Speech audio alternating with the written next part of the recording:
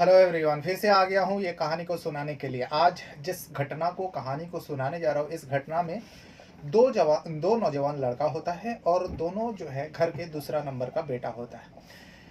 तो उसमें से एक लड़का का मौत हो जाता है और दूसरा जो होता है उसी लड़का को मौत के घाट उतारने वाले होते हैं।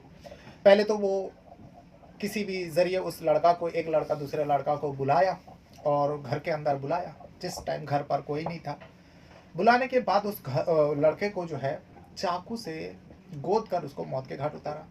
फिर 3 दिनों तक उसी कमरे में रहकर वो इंतज़ार करता रहा जो इस बॉडी का मैं क्या करूं।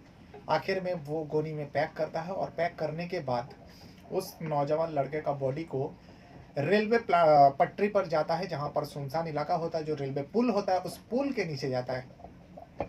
तो जाने के बाद उस लड़के का बॉडी को बोरी से बाहर करते हैं और साथ में वो लड़का पेट्रोल भी लेकर गया था और उस जो मर गया था उसका बॉडी को जलाने की कोशिश किया। आग के हवाले करके वो घर वापस आ जाता है। 3 दिन हो चुका था। 3 दिन हो जाने के बाद अब उसे एकदम कंफर्म हो गया जो उस तक पुलिस तो क्या कोई भी नहीं पहुंच सकता, क्योंकि किसी की नज़र उसके ऊपर पड़ा नहीं। अब वो घर में चुपचाप रहने लगता है। लेकिन इसी बीच जो लड़का मरा था उसका घर वाले परेशान, जो उसके घर का बेटा कहाँ चला गया। उसका भी एक बड़ा भाई था, जो मरा था उसका एक बड़ा भाई था। वो अपने भाई को ढूंढने के लिए तमाम जगह तलाश करता है। उसके बाद वो पुलिस थाने जाते हैं। पुलिस थाने जाने के बाद अपने भाई के बारे में बताता है।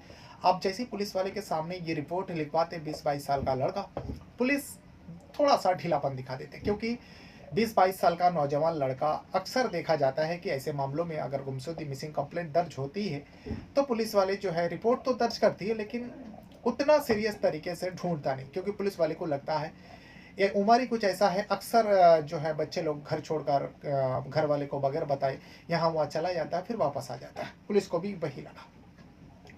अब पुलिस मामला दर्ज करते हैं, कोई काम नहीं करता, लेकिन यहाँ पर भाई बाकी के परिवार के लोग परेशान, बेटा नहीं मिल रहा था। देखते ही देखते 6 दिन बीत जाता है और इस 6 दिन के बाद पुलिस वाले के चक्कर कई मर्तबा उसका भाई, बड़ा भाई ने काटा था, लेकिन पुलिस वाले जो है हमेशा वही चीज़ कहता। बल्कि 8 दिन गुजार चुका था, 6 दिन नहीं।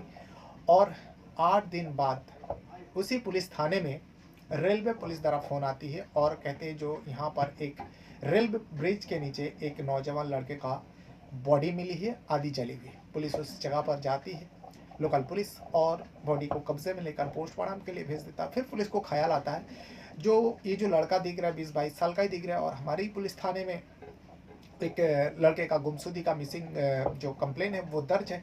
तो उसके घर वाले को बुलाते हैं, उसके बड़े भाई को बुलाते हैं, और बुलाने जिसका नाम होता है मनोज नायक, मंजा नायक, बल्कि मंजा नायक को बुलाते हैं। मंजा नायक जैसे ही अपने छोटे भाई, उस मरने वाले का नाम था हेमंत नायक को देखता है और उसके कपड़े को देखता है, आधा जला हुआ था।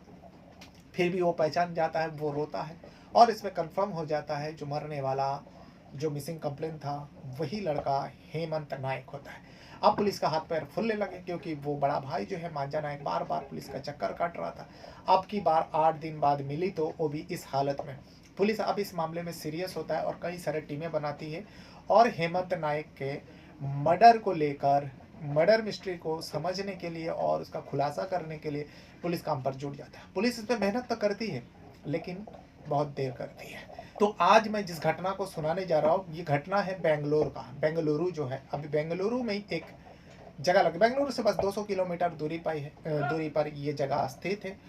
आरसिक केरे, आरसिक केरे जगह का नाम है। उस आरसिक केरे में रहने वाला हेमंत अपने परिवार के साथ रहता था। हेमंत 12 तक पढ़ाई किया और पढ़ाई करने के बाद वो घर का छोटा बेटा था। बड़ा भाई का नाम है मांझा नायक और छोटा का नाम होता है हेमंत नायक।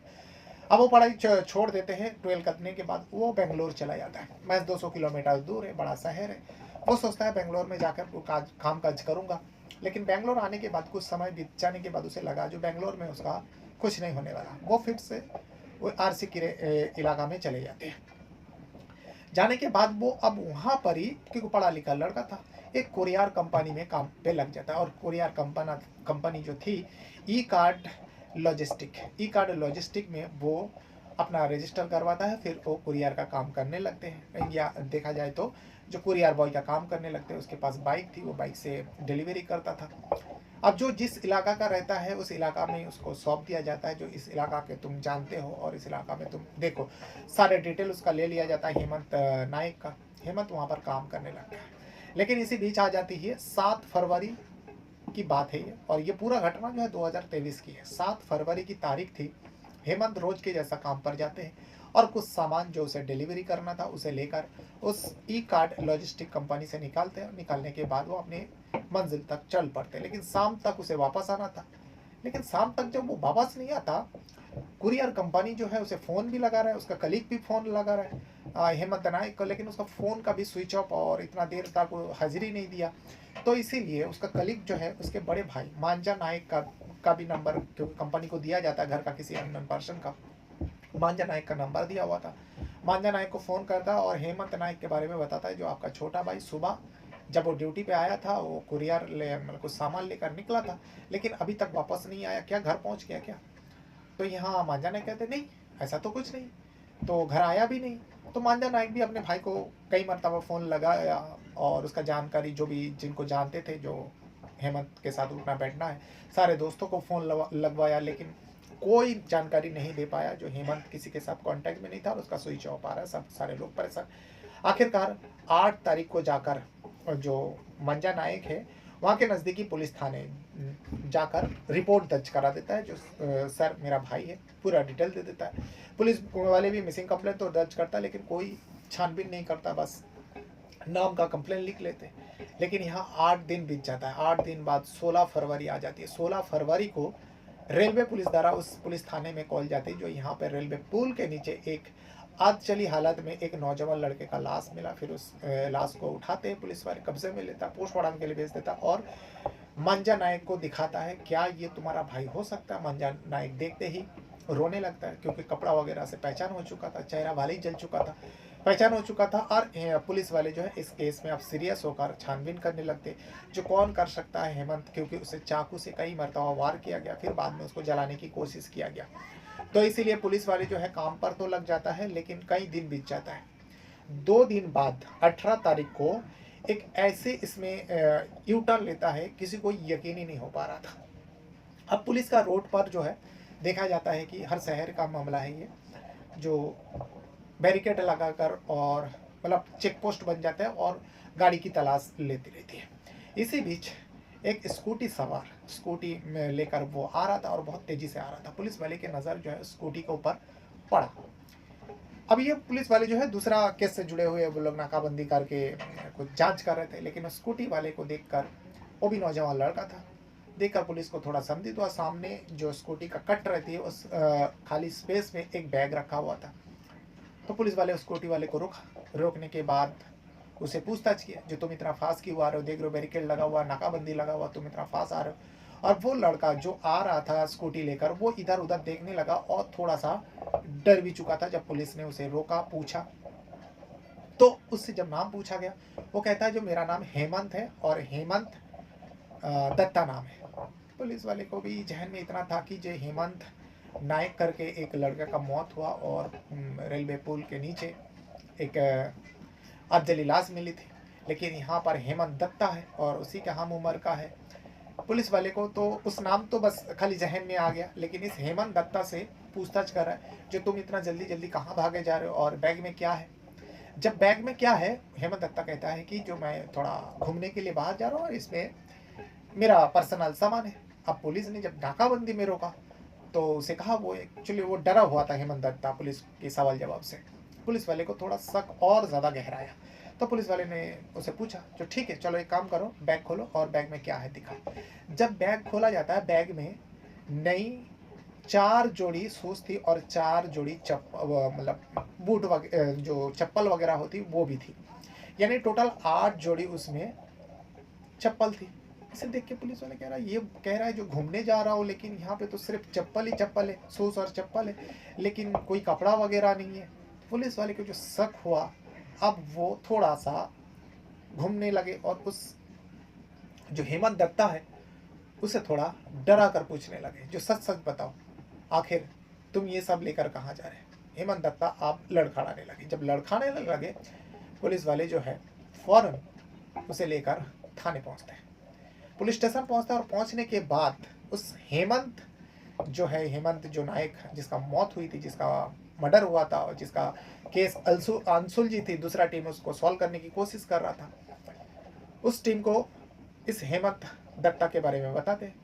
उस टीम के पास हेमंत नायक का कुछ जानकारी थी, जो कुरियर बॉय था उसका जानकारी उस टीम को पता थी, क्योंकि वो टीम जो है हेमंत नायक का इन्वेस्टिगेशन कर रहा था, मर्डर मिस्ट्री को सुलझाने की कोशिश कर रहा था। और यहाँ नाकाबंदी से हेमंत दत्ता पकड़ा गया और उसके बारे में जब उस टीम को बताया गया तो उस टीम को इतना पता थी, जो हेमंत नायक है जिस दिन कुरियर करने के लिए निकला था, उसमें से 2 जगह उसको कुरियर करना था और उसमें 4 जोड़ी शूज था, 4 जोड़ी चप्पल थी और एक आईफोन थी। आईफोन तो उस बैग के अंदर नहीं थी, लेकिन 4 जोड़ी शूज और 4 जोड़ी चप्पल जैसी पुलिस दूसरा टीम को बताती है, उस टीम को आप हेमंत दत्ता के ऊपर शक नहीं, पूरा यकीन हो जाता है जो हेमंत नायक के पीछे हेमंत दत्ता का कुछ ना कुछ कनेक्शन है और इसी ने कुछ किया होगा। अब वो कुरियर कंपनी से पूरा डिटेल ले चुके थे। अब जब उस चप्पलों का नंबर वगैरह सब कुछ देखा जाता है, शूज़ का नंबर देखा जाता है, तो हेमंत नायक कुरियर बॉय का जो भी डिलीवरी करने का था वो सारे इस चप्पल और शूज़ के अंदर मिल जाती है, सिर्फ सिवाय आईफोन उस बैग के अंदर नहीं थे। अब हेमंत दत्ता से थोड़ा सख्ती करता है पुलिस, क्योंकि पुलिस को लग गया चलो अब केस सुलझ जाएगा, हेमंत नायक का जो मौत हुई है उसका केस हम लोग के हाथ में, अब ये सुलझ देंगे। हेमंत दत्ता से जब सख्ती करता है और पूछता है जो भाई बताओ, क्योंकि उससे पहले ही जो हेमंत नायक कुरियर बॉय था, जहाँ पे कुरियर करने गया था वहाँ पर भी पुलिस ने दबिश दिया था, वो फेक एड्रेस निकला था, जिसके चलते पुलिस का हाथ खाली रह गया था और उसका फ़ोन ऑन नहीं हुआ था, कोई लोकेशन टेस्ट नहीं, कोई सीडीआर में भी कुछ ऐसा नहीं। सीडीआर से जो लास्ट कॉल में बात हुई थी उस नंबर पे जब जांच किया पता चला वो भी फेक नंबर है, फेक आईडी से लिया गया था। बड़ी प्लानिंग तरीके से हेमंत नायक को मारा गया था, कुरियर बॉय को। अब यहाँ हेमंत दत्ता पुलिस के हाथ में था और पुलिस को लगा नहीं बल्कि पुलिस को यकीन हो गया था जो हेमंत दत्ता का ही हाथ है हेमंत नायक कुरियर बॉय को मारने में। अब इसे जब सख्ती करता है, सख्ती करने के बाद आखिरकार हेमंत दत्ता पूरी बात बताता है।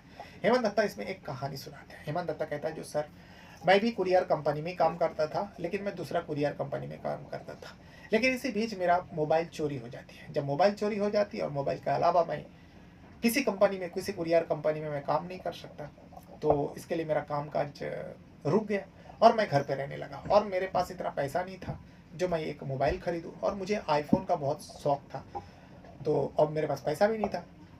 इसी बीच मैं किसी जगह पे सुना और ऐड देखा, सेकेंड हैंड कंपनी का आईफोन इस वेबसाइट पे मिलती है। अब उस वेबसाइट पे मैं लॉगिन करता हूँ, लॉगिन करने के बाद एक आईफोन का ऑर्डर देता हूँ जो 45,000 का था।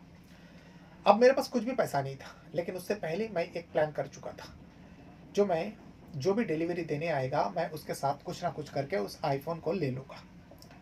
अब वो ऑर्डर तो कर दिया, अब भारी सामान था, इस वजह से जल्दी डिलीवरी बॉय जो है उस सामान को ऑर्डर करने वाले के पास पहुंचता है और ये जो पेमेंट करने का ऑप्शन है वो कैश ऑन डिलीवरी, यानी सामान लेने के बाद ही वो कैश पेमेंट कर सकता था।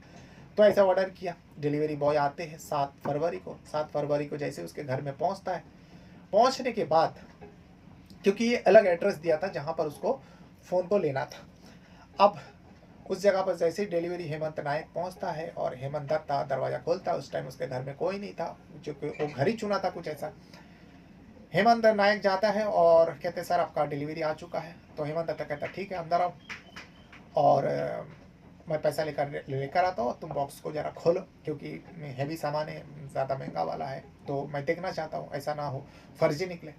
तो हेमंत नायक जो है वो कुरियर बॉय जो है अपने बैग से सामान निकाला, आईफोन निकाला और उसका बॉक्स को लेकर बैठा रहा।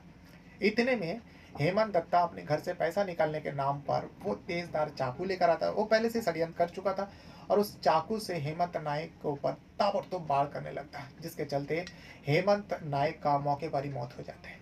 मौत हो जाने के बाद हेमंत दत्ता उस मोबाइल को पहले चेक करता है, चेक करने के बाद उसका बैग भी, कोई डिलीवरी बॉय का बैग वहीं पर पड़ा रहा, उसमें 4 जोड़ी शूज और 4 जोड़ी चप्पल थी, वो भी वो अपने पास बैग के साथ रख लेता। लेकिन हेमंत दत्ता सबसे पहले जो है बॉडी को ठिकाने लगाने का सोचता है, लेकिन वो सोचता है जो इतना भीड़ भाड़ में कैसे जाऊंगा। थोड़ा इंतज़ार करते करते 3 दिन बिता देता, बॉडी को अच्छे से पैक करता है, मार्केट जाकर गोनी लेकर आता है, प्लास्टिक में पैक करता ताकि बदबू ना आए। बड़ी प्लानिंग के साथ, बड़ी इत्मीनान के साथ उस बॉडी को वो पैक करके और मौका मिलते ही जो है रात के दरमियान वो उस बैग को उठाकर, थैला का उठाकर रेलवे पे जो पुल होती है उस पुल के नीचे जाकर उस बॉडी को फेंक देता है। लेकिन उससे पहले वो एक जगह से पेट्रोल भी खरीदा था, वो भी सीसीटीवी पुलिस ने खंगाला और उससे मिला था। उस सीसीटीवी में इतना पता चला था पेट्रोल पंप से वो बोतल में पेट्रोल लिया था, उस पेट्रोल को ले जाकर हेमंत नायक को जला दिया था। अब जिस टाइम वो रात के वक्त उस पुल के तरफ जा रहा था वो भी स्कूटी से गया था, वो भी एक कैमरे में कैद हुई थी। सारे बाद में पुलिस वाले सब खंगालने के बाद सारे सबूत जुटाए। अब रही बात वो चप्पलों का क्या करता। अब वो फ़ोन तो यूज़ करने लगा, अब किसी को कुछ पता ही नहीं चला, बॉडी को वो ठिकाने लगा दिया, जला भी डाला। वो बड़े सुकून के साथ रहता था, जो अब मुझ तक कोई नहीं पहुंच पाएगा। लेकिन वो जो शूज़ और चप्पलें हैं उसको वो छुपाने या बाहर कहीं फेंकने के चक्कर में वो जा रहा था, लेकिन नाकाबंदी में उसका सामना हो जाता है। पुलिस को शक होती है, पुलिस पकड़ती है, पुलिस थाने ले जाती है और जब उसे सख्ती किया जाता है, कड़ी दर कड़ी जोड़ते जा गया और फिर इस पूरा घटनाक्रम का हेमंत दत्ता खुलासा कर देता है और पुलिस के पास सारे सबूत आ जाती है। उस सबूत के आधार पर हेमंत दत्ता को अदालत पेश करता है। चार्जशीट दाखिल करने के बाद अदालत पेश करता, अदालत उसे फिलहाल के लिए 2023 की बात है, फरवरी महीने की, उसको जेल भेज देता है। और ये पूरा जो है 20 फरवरी तक पुलिस ने उसे कोर्ट पेश कर चुके थे।